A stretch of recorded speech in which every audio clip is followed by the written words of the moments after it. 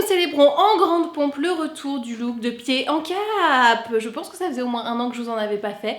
J'espère que ça vous a manqué. Alors pour les filles qui n'étaient pas là il y a 1 an, le look de pied en cap, c'est un principe assez simple finalement. C'est de se dire que quand on se fait un look, on fait pas juste le maquillage, juste la coiffure, juste les fringues, c'est un ensemble. Donc c'est pour vous livrer un peu mon inspiration et ce que j'aime en ce moment. Donc vous allez voir, niveau des fringues, vous voyez un petit aperçu, on est très lumière couleur. C'est une marque que je surkiffe en ce moment, qui est pas encore très connue, mais qui je pense va le devenir. Voilà. Mais avant de vous faire craquer pour cette nouvelle marque, enfin qui n'est pas nouvelle non plus, mais que je connais nouvellement et dont je vous ai déjà parlé, on va passer au maquillage. Pour le maquillage du teint, vous pouvez le remarquer, je n'ai quasiment aucune imperfection, j'en ai même aucune. Ouais, je me la pète un peu, ouais, je peux le dire. Non, mais j'ai toujours des fois un petit bouton là, un petit truc, voilà, et là rien. Que dalle, j'ai juste mes yeux marrons. Bon bref, ça on sait on va éradiquer ce marronasse assez facilement. Donc j'utilise Maestro Glow de Giorgio Armani, maquillage fusion nourrissant biphase élixir SPF 30, là c'est la teinte numéro 4. J'ai aussi la 5.5 que je peux utiliser soit quand je suis un petit peu bronzée, donc 2 semaines par an, soit, oui soyons honnêtes, soit je l'utilise comme une poudre de soleil très légère, sauf que c'est pas une poudre, mais on va dire en le contraire de highlighter, en dark lighter. Bon bref, vous voyez, pour un petit peu faire comme une poudre de soleil, mais beaucoup plus léger, beaucoup plus naturel. Donc vous allez voir, c'est très liquide. Et moi je le mets avec le petit Flat Kabuki F80 de Sigma, qui est très bien et qui marche bien avec ça. Donc je me suis un peu rapprochée pour que vous voyez le résultat de ce fond de teint, où en gros, t'as l'impression de rien porter. C'est un résultat très léger, très naturel, mais enfin vous m'avez vu avant, vous voyez qu'il y a quand même une différence, c'est beaucoup plus lumineux, beaucoup plus beau. Donc je vous redonne, tac, son petit nom, qu'on n'arrive pas à lire. Si, voilà, Maestro Glow. Il est trop bien, il est un peu cher, mais bon, ça vaut le coup quoi. Et puis, vu que c'est très liquide, en vrai vous en avez pour super longtemps. Comme son nom l'indique, Maestro Glow glow beaucoup, donc moi j'utilise quand même ma petite poudre libre MAC Prep and Prime, donc toujours avec ce même pinceau de NYX, dont je n'ai pas le nom parce que NYX n'écrit pas le nom de ses pinceaux sur ses pinceaux, hein, vous leur direz, écoutez NYX, ça n'a pas un problème. Et donc j'en mets sur la zone T, voilà, très bien. J'ai limite pas envie de me faire les cernes les gars, je vous le dis. Oh putain, je vais pas faire les cernes. La ouf. Bah non, bah regardez. Ça va quoi. Pas besoin d'en rajouter. Pour le blush, je vous en avais déjà fait un petit post sur le blog, mais je vous en avais pas parlé en vidéo. Donc la voici, la palette Gwen Stefani d'Urban Decay, que je trouve sublime. Voilà, donc... Alors j'ai beaucoup de couleurs en bas, donc on va essayer en haut que ce soit un peu plus soft, hein, parce que sinon ça va être carnaval. Donc je prends plutôt, ouais, je sais, je suis une ouf, plutôt le rose. Vous voyez porté, il est pas mal. Plus léger quoi, t'as l'impression quand tu le vois là que tu vas ressembler à Barbie, et en fait t'es juste bonne. Pour fixer mes futurs fards à paupières, je vais quand même utiliser le Eye Shadow Primer Potion Minor Sin d'Urban Decay, un grand classique, on ne s'en lasse pas. Pour le maquillage des sourcils, je vous ai parlé sur le blog de plein de petites nouveautés, mais je pense que celle que je préfère au final, c'est Pro Sculpting Brow de Makeup Forever, parce que hyper pratique, très précis, et on sent la touche professionnelle de la marque.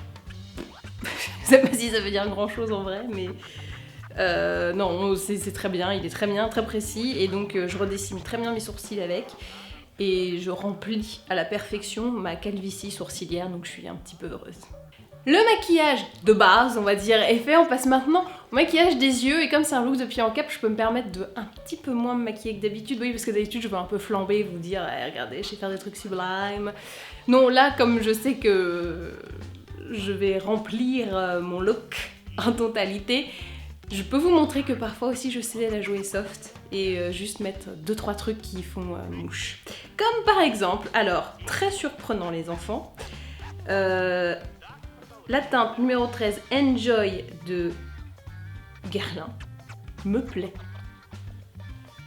Nouveauté, d'habitude chez Guerlain je trouve ça toujours très, même trop sobre en fait, genre t'as l'impression de te maquiller avec un truc genre, je comprends pas. Et ben là, ça correspond pile à ce que je veux faire. Donc vous allez un jaune ou avec du... Alors, pour la couleur, on n'est pas tous d'accord. Moi, je le vois, ce haut, enfin, la tenue, je vois orange. Il y a des gens qui veulent voir rouge.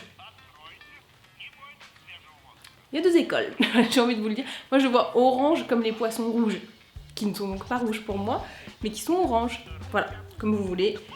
Vous faites partie du clan que vous choisissez, mais en attendant, nous allons prendre cette petite teinte Enjoy de Guerlain et je l'applique vraiment avec le pinceau Fluffy, juste histoire de réveiller un peu la paupière. Pour la suite du maquillage, je dégaine ma Naked 3, et oui, on ne l'a pas oublié, et je prends la teinte Factory, qui est ici, voilà, et je la mets en creux de paupière avec mon pinceau peintre. Pour le dessous de l'œil, j'ai un pinceau Nars qui est trop bien, qui, je ne connais pas son nom, mais il est trop bien. Et je reprends Factory et je le mets donc sous l'œil.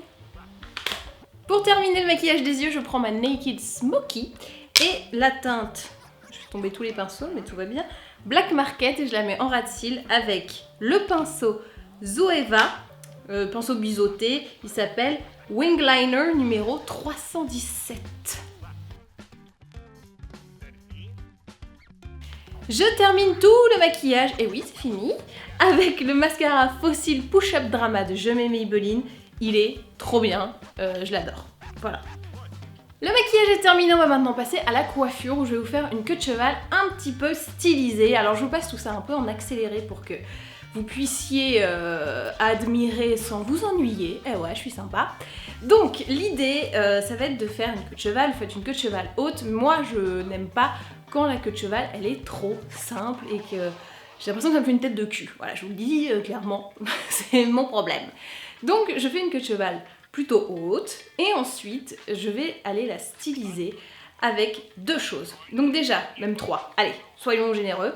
Je vais cacher l'élastique avec une mèche, voilà, que je rentre ensuite avec une petite pince crocodile, pince neige, vous appelez ça comme vous voulez. Voilà, vous pincez comme ça, ça tient, il n'y a pas de problème. Ensuite, ce que j'aime pas, c'est que j'ai les cheveux très raides et qu'une queue de cheval avec les cheveux très raides, c'est très beau quand les cheveux sont très longs et très beaux. Ce n'est pas mon cas. Donc, il me faut quand même quelque chose d'assez volumineux. Donc, je prends ma wand de GHD, voilà, avec le petit gant, etc. Et je fais des petites boucles. Comme ça, ça va donner un peu de volume, un peu de style, comme dirait Christina. Et ensuite, après avoir stylisé tout ça, je floute, je crépaille un petit peu, je fais des trucs sympas. Je vais travailler maintenant le devant, qui est très important parce que c'est ce qui me donne mon aspect tête de cul, comme je vous le disais. L'idée, c'est de prendre une épingle neige et d'aller chercher un peu de volume devant. Donc on tire un peu, comme ça, pour créer un petit accident et que ça soit pas complètement plat ni plaqué.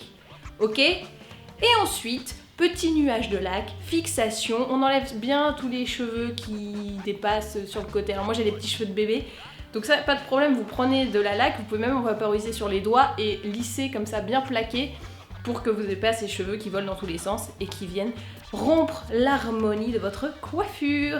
Et voilà, la queue de cheval style est terminée. On termine avec la tenue, avec cette petite robe signée Lenny B que je trouve absolument magnifique. Elle s'appelle Rally, alors on ne sait pas pourquoi elle s'appelle Rally, mais bon elle s'appelle Rally, voilà, c'est comme ça. Et je la trouve trop belle. C'est une robe qui tourne, c'est une robe vivante, c'est une robe chatoyante. Et j'aime bien le petit détail du dos également qui est un petit peu ouvert, voilà, un peu sexy, un peu chatoyant. Je la porte donc avec des petites boots de H&M qui sont très vieilles, mais je pense que vous pouvez trouver très facilement des équivalents un petit peu partout dans le monde. de la chaussure, cher, pas cher, voilà, des boots très simples, hein, voilà, classique. Je la porte ensuite avec un collant noir de Pinot Noir, pour les fans de Kimmy Schmidt, bon, un collant noir très simple, hein, voilà. Et j'ai mis des petits détails bijoux, donc ce bracelet de Endother Stories, ma petite montre Casio dorée, ma bague Gemio évidemment, qui est toujours un succès. J'ai fait le choix de ne pas mettre de boucle d'oreille puisque le col est montant, enfin il est un peu haut, un peu fermé, donc je trouve que sinon ça fait un poil géchard. Mais bon, c'est vraiment une question de goût personnel. Bon, tout ça pour vous dire que j'adore ce look, j'adore surtout la collection de printemps-été de Lenny B. Je crois que je vais tout prendre. Voilà, donc il ne restera plus rien pour vous, je suis complètement désolée. Donc allez très vite sur l'e-shop, sinon je vais tout prendre. Voilà.